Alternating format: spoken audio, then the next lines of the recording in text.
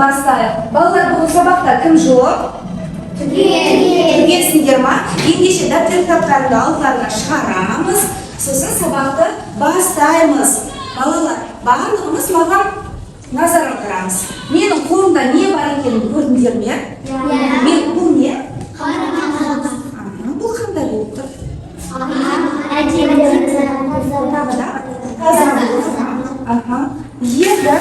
қалай болды? Ал енді ше? Одан да төртке бөлінді. Балалар, егер де осыны сендердің қолдарыңа берсем, сендер осыны жерінде орнына келтіре аласыңдар ма? Ал бірақ бұрынғыдай қалпына келер ме? Жоқ. Қандай болады?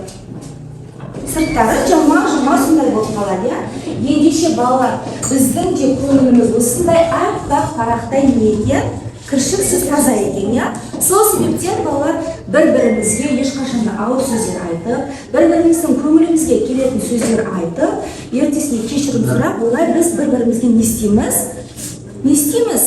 Қаял түсірмеу керек екенбіз, түсінікті ма? Ендеше балалар тақтаға назар аударайық. Біз осы аптадағы дәйек сөзіміз шығармашыл балалар қандай бала дейді? Ендеше сендер де тура сондай балаларға лайықты болыңдар. Балалар, енді сендер қазір өздеріңнің еріктеріңе жайғасып алыпсыңдар, ендеше не істейді? Мұнда бір әдемі тәтті дүниелер бар екен. Осыларды таңдау арқылы бір-біріңізден ала қойыңдар. Алыңыз қайсысын алғым келеді? Ала қойыңдар. Шыдамдардың алыңыз балалар. Дидар алыңыз. Абдулла.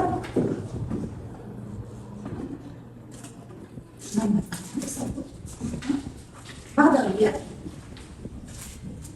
Балалар, арқасына қарайшы барлығымыз. Сонда бізде нелер берілген екен? Сандар берілген екен. Осы сандар арқылы екі топқа бірігейік балалар. Заттарымызды жинаймыз да. Бір дегеніміз, мұнда келіп отырамыз, бұл мультипликация формулары. Екі дегенде, мұнда келіп жайғасамыз, бұл иллюстрация формулары. Жайғасып алдық па балалар?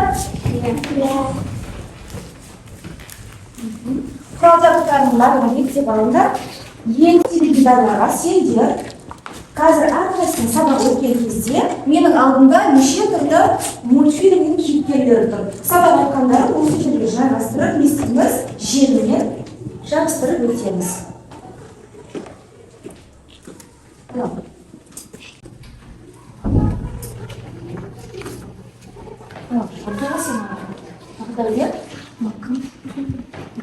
Балалар, біз өткен сабақта қандай тақырып өткен еді? Құжатты рәсімдеу. Яғни біз қандай программада жұмыс жасап жатырмыз? Үй тапсырмасына кім дайын? Кім шығады? Ел топтамда келіп шыға беріңіздер. Қайсы келе ғой бағдайлар? Бізде мәтінді пішіндеу үшін қандай қызметтер орындалады? Көмектесек болады. Жанындағылар тез не қыламыз? Бізде басып енді өзіңнің ішінде. Дұрыс па балалар? Оқып үлгердік па? Ендеше келесі кім шығады? Мәтінді редакторлары менен беріліп басамыз. Келесі дайын құрымдар. Нелер болар бізде мәтіннің бөлігі? Кені білмейм өзім. Естейміз. Бұл қандай қызмет атқарады? Басамыз. Басамыз өзгерді ме? Бұл қандай қызмет атқарады балалар? Келді.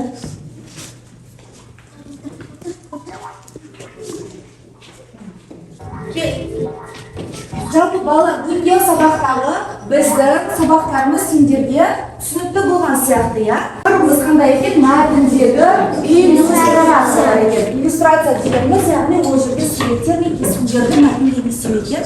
Енгізу екен. Күндегі соғым болу.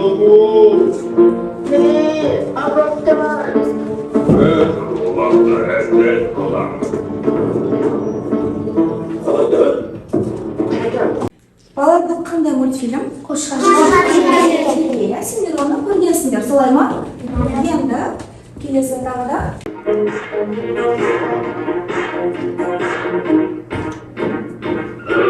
Бұл бізде қандай мультфильм? Қазақшасы қандай?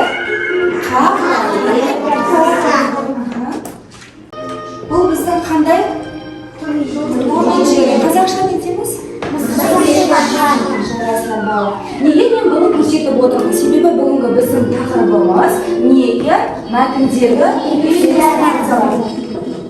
Бүгінгі біздің тақырыбымыз қандай деп айттық? Мәтіндегі иллюстрациялар екен. Енді біздің мақсатымыз бұл жердегі жаңа тақырыптағы мақсатымыз мәтіндік редакторда суреттерді енгізу және осыларды не істейміз? Реттеуді үйренеді екенбіз. Демек, біз мәтінге нені қосамыз? Суреттер мен нелерді? Фигуралар болсын, схемалар болсын, солардың барлығын істейді екенбіз. Қосады екенбіз балалар. Ендеше, тақтаға назар аударайық. Бүгінгі тақырыбымыз жаңа сабақ мультипликация. Қазақшаға аударған кезде бізге көбею, жандандыру, сурет салу арқылы немесе қуыршақтардың қозғалысын жеке кадрға түсіреді екен, да, не істейді екен? Оқиғаны ретімен көрсету өнері екен.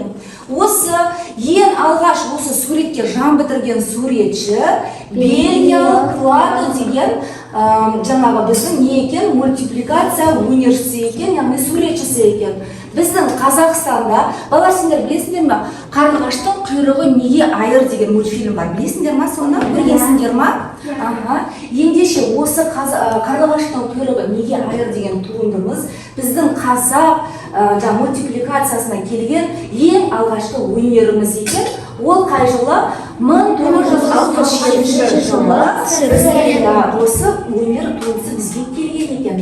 Балалар, ендеше түсінікті ма сендерге? Сонда біздің иллюстрация дегеніміз мәтінмен бірге берілетін сурет, фотосурет және схема. Ендеше барлығымыз дәптерімізді алайық. Тамамына дәптерге түсіріп аламыз. Иллюстрация, мәтінмен бірге берілетін сурет, фотосурет және схема екен. Жазып алайық енді. Барлығымызда ручка дәптер бар ма?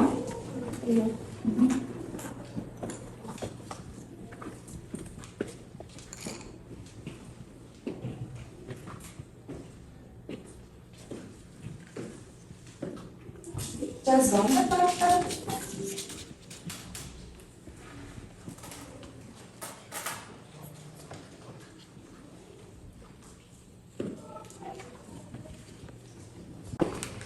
Ендеше онда маған қараймыз, барлығымыз назар аударамыз, маған қараймыз. Балалар, сендер сабақ өтіп айтып отырғандарым өздеріне қажетті мультфильмдердің кейіпкерлерін онан алып, мына жерден сөйтіп өздерінің теледидарларға жабыстырып отыруларың керек. Балалар, сендер жаңа сабақ айттыңдар ғой, солар әрқайсысын алыңдар. Мысалы, мына жерде бағдәулет алып өздеріне қажеттісін жабыстырып отыруларың. Сендер орталарына қойып қойсаңдар, сендер өздерің не істеңдер? Қандар деді ғой. Сабақ қандар. Екі топқа бірігіп алған едік, себебі біз қазір топтық жұмыс жасаймыз.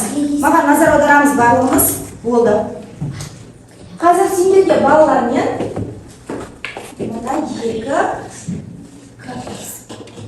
екі корзинадағы сіріңкелерді көрсеттім. Мұнда екі сіріңке бар. Екі топқа осыны ортаға таратып беремін. Бұл жерде бүгінгі біздің тақырыбымызға байланысты сурет болсын, фигура болсын, мультипликация бола ма, өнемер өздерің көресіңдер. Осы жерде сіріңке пазлын жасайсыңдар. Түсінікті ма? Суреттер жапсырылған бетінде соларды біріктіріп, пазлды құрастыратын бірігіп жасайды екенбіз. Бірігіп жасамаймыз, бірігіп жасаймыз.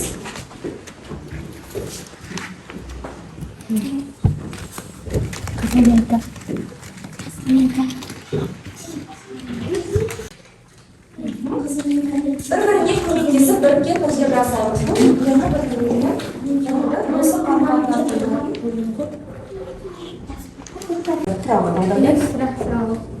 Иллюстрация, яғни бүгінгі сабағымызға байланысты бізде егер суреттер, мультфильм кейіпкерлері болатын болса, ол бізде неге жататын еді? Ал бізде нелер шығып тұр? Фигуралар. Қандай фигуралардың түрі бар? Призма, пирамида.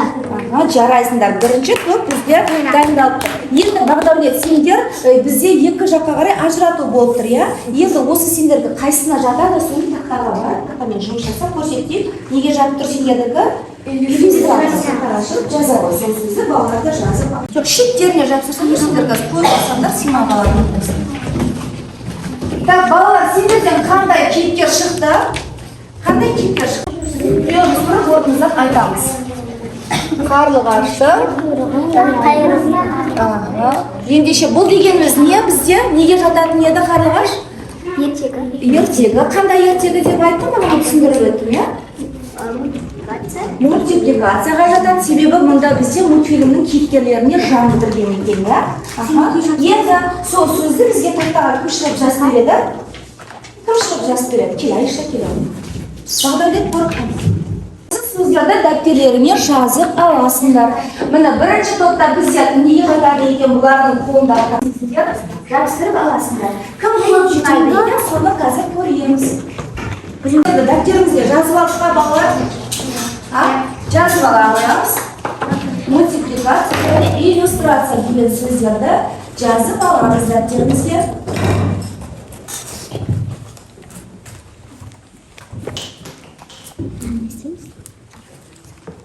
Так, оған болсаңдар, бүгінгі сабақта, алдыңғы сабақтарда біз осы үйде мәтіндер теріп үйренген боламыз. Ал бүгін оған не қосады екенбіз? Иллюстрациялар қосамыз. Иллюстрацияға бізде не жатады? Рисунок, сосын фигуралар жатады екен, сосын схемалар. Анықтамасында көрсетіп өткен болады. Енді балалар, қазір біз бұл жаққа қарай кірістіру үшін неге кіреді екенмін? Вставкаға кіреді екенмін. Вставкадан кейін міне мұнда бізде иллюстрациялар беріліп тұр. Көрдіңдер ме балалар? Жоғарғыда бөлімшелер көрсетіліп тұр, иә? Біріншісі рисунок, сосын не еді?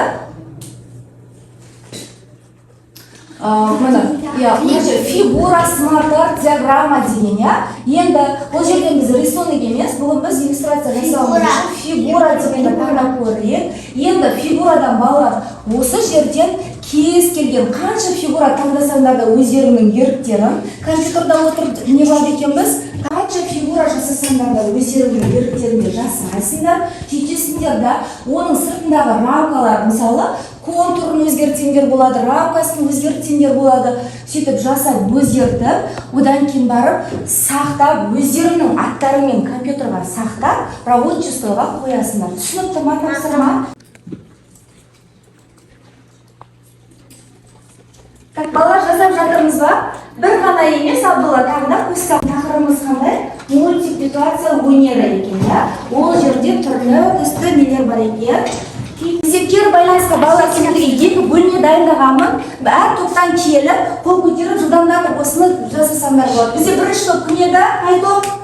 Мультипликация. Келе ойнар, кім келеді? Балалар, мұнда бізде қараңдар. Сұрақтар берілген. Қанша сұрақ екенін өздерің табыңдар.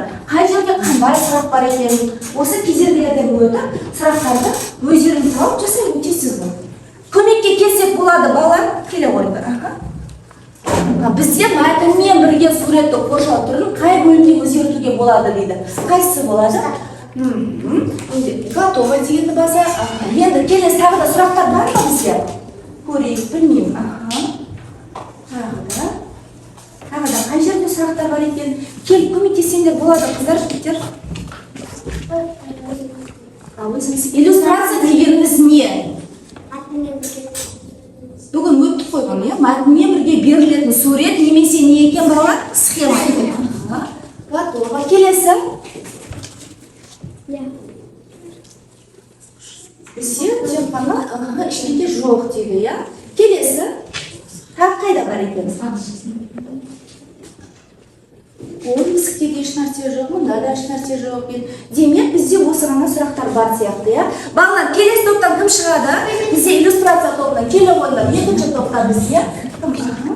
Мұнда да сұрақтар жасырылған, сол сұрақтарды іздеп табасыңдар да, сол сұрақтарға жауап бересіңдер. Дұрыс, мәтінді толықтырады, сосын барып не істейді екен? Бізге әдемі етіп береді екен, солай ма? Ендеше осының басын, иә? Келесі тағы да қай жерде сұрақтар бар екен бізде? Иллюстрацияның негізгі түрлері қандай деді? Жарайсың. Теледидарларыма өздерің бағалауларыңды жазып жарайсың. Көбірек жазырсыңдар болады. Балалар, қараңдар, бүгінгі сабақ сендерге түсінікті болды ма? Қазір мен сұрақтарды қою арқылы, ойын арқылы қарасам, барлықтарында сабақты жақсы меңгерген сияқтысыңдар, иә? Ендеше қазір сендердің қолдарына бағана кезде мен түрлі түсті әдемі теледидар сыздар бердім, иә? Иә? Сол жерге өздеріңді қалай бағалағандарыңды жазып отырдыңдар, солай ма? Бүгінге айта қойшы, өзіңді қалай бағалайсың? Бүгін жалпы сабақ. 10 балл. Сен ше өзіңді қанша балмен бағалайсың? Абдулла? Ага, сен Бауыржан? 9. Ага, сен? 9. Сен? 9. Бағалайсың, жинон жағайсың? 10. Ага, Даяна? Қанша балмен?